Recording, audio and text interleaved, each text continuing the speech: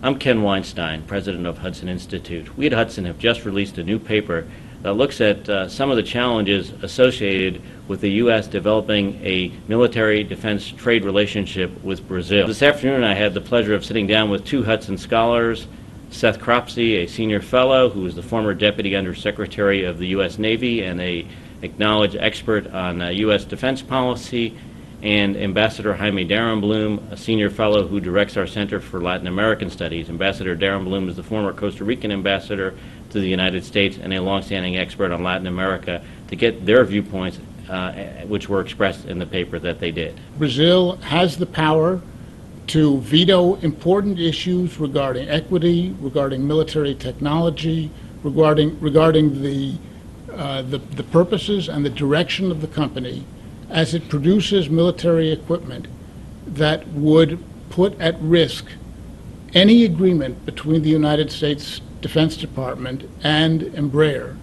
And that means that the United States has to think very carefully, and even more carefully, given the nature of the equipment that's involved in this particular issue.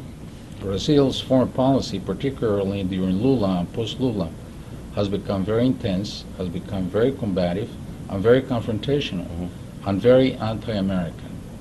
And it's not far-fetched to think that in some situations the tensions between Brazil and the United States may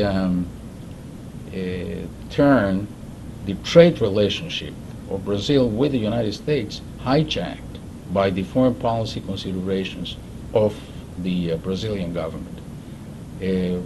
Brazil has had a very different and a very confrontational foreign policy vis-a-vis the United States.